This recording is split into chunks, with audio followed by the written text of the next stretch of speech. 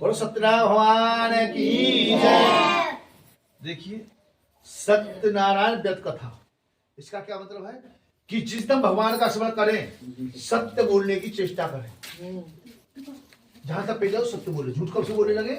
जब से हमारे पास मोबाइल आया है तो से पूरा झूठ बोलने लगे।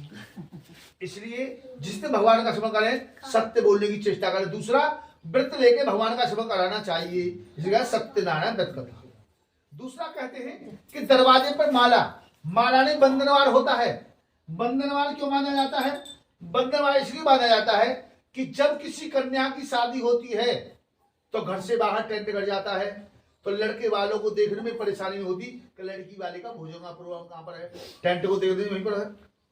इसलिए हम दरवाजे पर ताजी बंधनवार मानते हैं कि जब भगवान आएंगे हमारे घर पर तो ताजी बंधन देकर सीधे प्रवेश कराएंगे कि मेरा यहाँ पर स्मरण हो रहा है, मेरा यहाँ पर नाम लिया जा रहा है। इसलिए बंधनवार माना जाता है। शंख क्यों बजाते हैं? शंख इसलिए बजाया जाता है, नंबर 1, कि पड़ोसियों को सूचित किया जाता है कि सत्यनारायण भगवान की कथा प्रारंभ हो चुकी है। भगवान के भक्त होते चले आते, दुष्पति के वहीं रह जाते।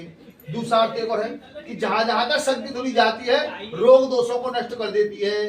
तीसरा, मान लीजिए अभी आपके घर में कोई, अभी मोहल्ले में कोई पुलिस आ गई, चोर आ जाए और पुलिस की गाड़ी आ गई, तो पुलिस की गाड़ी हॉर्न बजाती जाती है तो चोर किनारा कर जाए, भागो पुलिस आ गई। इसलिए शंख बजाया जाता है कि हमारे घर में कोई दुष्प्रवृत्ति के लोग, कोई भूत में ज्यादा कोई बैठी होगी तो शक्ति भाग जाती, भाग लो, अभी भगवान का वास होने वाला है। इसलिए शंख बजाया जाता है। सबसे पहले पूजा की विधि क्या क्या है? केले के खंबे, पंचवल, कलश, पंचतन, चावल, कपूर, धूपबत्ती, कुसुमाला, ऋतुफल, अंगफल, नवेद, कलावा, आम के पत्ते, यज्ञोपवीत, गुलाब जल, तुलसी दल, पान, पंचामृत, दूध, दही, शक्कर, केसर, बंधनवार, चौकी इत्यादि ये पूजा की सामग्री होती है। कहते हैं व्रत करने वाला पूर्वासी संक्रांति सायकाल। सायकाल क्यों कहा गया? सायकाल इसलिए कहा गया कि पूरे दिन व्रत रहें और शाम को भगवान का स्मरण कराएं तो एक दिन में 2 कार्य पूरे हो जाते हैं। माने सुबह व्रत रहे, शाम को व्रत भी खोलेंगे और शाम को भगवान का स्मरण करा लिया तो दोनों कार्य पूरे हो गए, व्रत भी पूरा हो गया और भगवान का स्मरण करा लिया। इसलिए सायकाल कहा गया है। सायकाल में 2 आश्रम में बैठे सभी देवताओं को स्मरण करें जिस तरह से अभी आपने किया है, और हाथ में पुष्प चावल लेकर के संकल्प करें, हे सत्यनारायण स्वामी, हे सत्यनारायण स्वामी, जो हम आपकी टूटी पूरी सेवा कर रहे हैं आप इसे स्वीकार करें, हमारे घर सुख शांति प्रदान करें। हाथ लगा दिया करो, हमारे घर सुख शांति प्रदान करें और आकर के आसन पर विराजे चढ़ा दो। जो प्रभु आप अपना स्थान कीजिए, आकर के विराजिए और हाथ जोड़ करके बैठे। देखिए एक समय 9 में नौसातिक 88,000 पुराण वेता श्री सूजी से पूछा, हे सूजी, इस कलयुग में विद्या रहित मनुष्यों को प्रभक्ति किस प्रकार मिलेगी तथा उनका उद्धार कैसे होगा? हे मुनिश्रेष्ठ, ऐसा कोई व्रत, ऐसा कोई तप बतलाइए जिससे मनुष्य थोड़े ही प्रयत्न करने से उनके कष्ट दूर हो सके।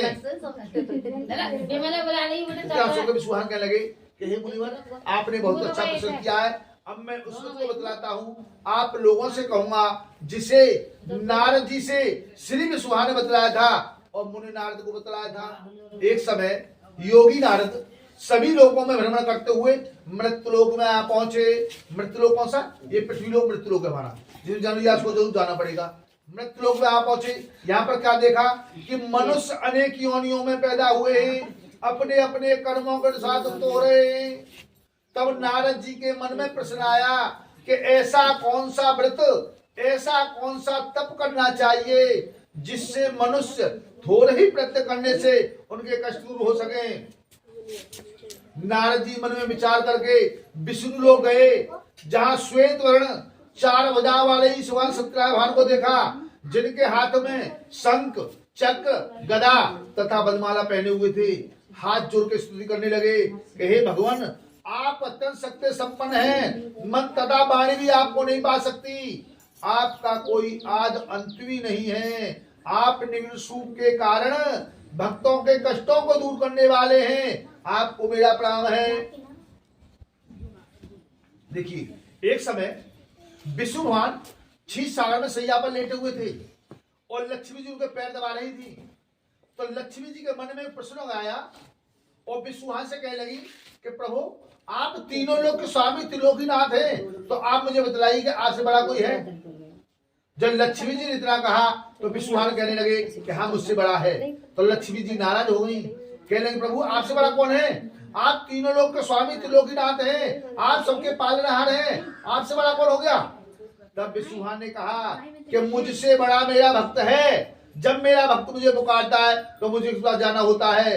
इतना सुन के लक्ष्मी जी नाराज हो गई, कहने लगे प्रभु जब आपका भक्त आपसे बड़ा हुआ तो वो तो मेरा जेठ हुआ, काम जेठ करते मानते हैं, कहने मैं आपके साथ ही जाया करूंगी। विष्णुवान ने उसी समय लक्ष्मी जी को श्राप दे दिया कि हे लक्ष्मी जी जहां पर तुम्हारा वास होगा वहां मैं नहीं आऊंगा, और मेरा वास होगा आप नहीं आओगी। जैसे आपने देखा है,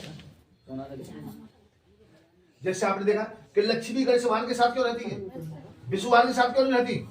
क्यों?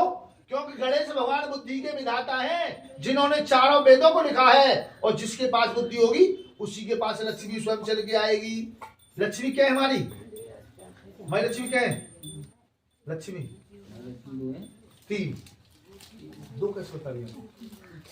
तीन तो घर की लक्ष्मी और देखो, हाँ अब मैं बता रहा हूँ तीन लक्ष्मी कौन सी है। एक लक्ष्मी आपके साथ बैठी है, एक घर की लक्ष्मी है। दूसरी लक्ष्मी झाड़ू को कहते हैं जो दिल को बाहर करती है, और तीसरी लक्ष्मी धन को कहते हैं। ये तीन लक्ष्मियां हैं।